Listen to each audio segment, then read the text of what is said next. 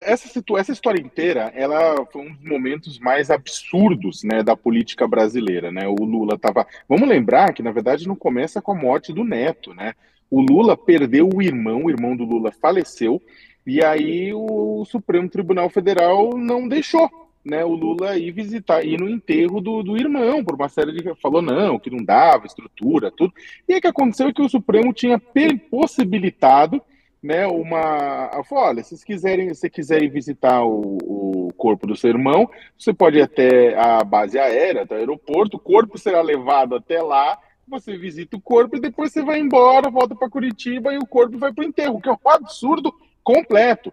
Uma das grandes mágoas, inclusive, de Lula com Toffoli, né, que foi indicado por ele, né, foi exatamente por conta dessa questão, né, da presença dele nos velórios. E aí, quando morreu o neto do Lula, depois de já ter acontecido todo aquele absurdo com relação ao irmão do Lula, por bem a justiça falou, olha, não, libera, né? Porque rolou uma comoção naquele momento. É um neto pequeno, morto por uma doença que foi imprevisível, né? E de repente ele está impossibilitado de ver os presos, a penitenciária, a prisão, o objetivo dela é de ressocializar. Que tipo de ressocialização você tem um sistema judiciário que faz isso? Na verdade, era uma tentativa de punir o Lula duplamente.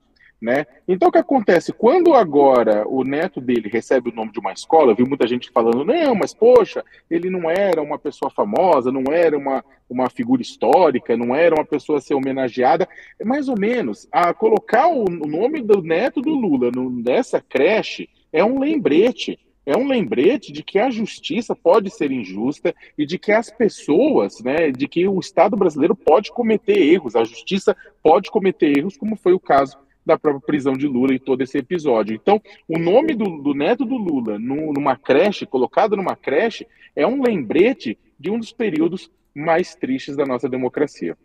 Exato, e é claro que reforça, né, Sakamoto, você falando aí sobre essa questão tão sensível, não é, que é a perda de um familiar, é um direito, né, e aí eu não estou colocando porque o presidente Lula, que era ex-presidente à época, mas qualquer um, né, teria direito, ele não ofereceria nenhum risco ali saindo, não é, do local lá em Curitiba até o local do sepultamento, do velório, enfim, Além de cumpriria. tudo isso, desculpa, perdão, continua. Não, ia falar, cumpriria ali o ritual, né? Encerraria o luto e tudo mais.